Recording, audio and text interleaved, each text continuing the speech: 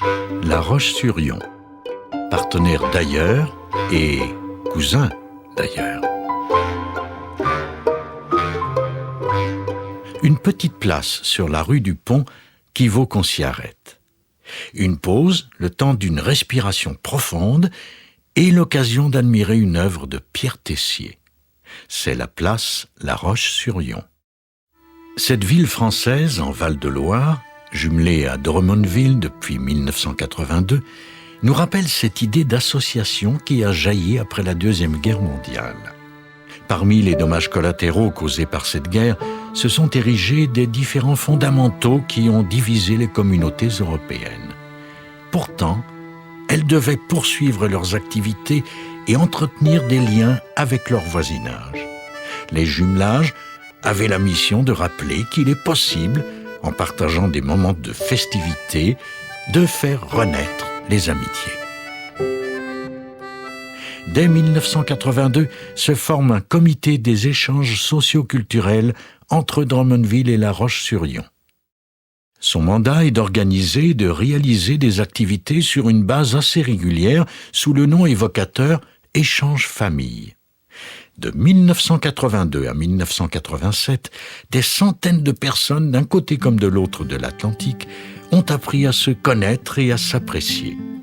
La qualité et la viabilité de ces échanges sont telles qu'on a célébré très agréablement en 2007 les 25 ans du jumelage entre ces deux villes. Aménagée à quelques reprises, la place La Roche-sur-Yon a d'abord tenu vigie avec son œuvre totem. La référence aux Premières Nations qui nous ont légué certaines valeurs ancestrales était bien présente. Plus tard, une autre œuvre d'art réalisée par le sculpteur-peintre Pierre Samanos de Longeville-sur-Mer, près de La Roche-sur-Yon, a occupé un espace bien précis dans ce parc. De facture plus moderne, en forme de galet, l'œuvre de béton peinte a dû être remisée car elle était trop abîmée pour espérer la sauver. Le réaménagement récent de la place a permis d'intégrer une sculpture avec rideau d'eau dans un plan d'eau fermé et lumineux. Tout au-dessus de la sculpture en aluminium, un canard de bronze, les ailes déployées, attend de prendre son envol. Cette œuvre a été réalisée sur commande de la ville de Drummondville lors de la réfection du parc.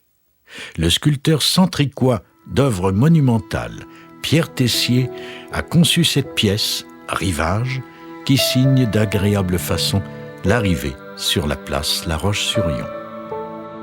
Cette place nous guide doucement soit vers le parc Woodyat tout en bas, où les grands espaces s'offrent généreusement à la fête, ou bien elle sert de trait d'union entre la réflexion et l'achalandage urbain que l'on ressent dès que nous abordons la rue Herriot. Dans ces lieux, toutes les rencontres restent encore possibles.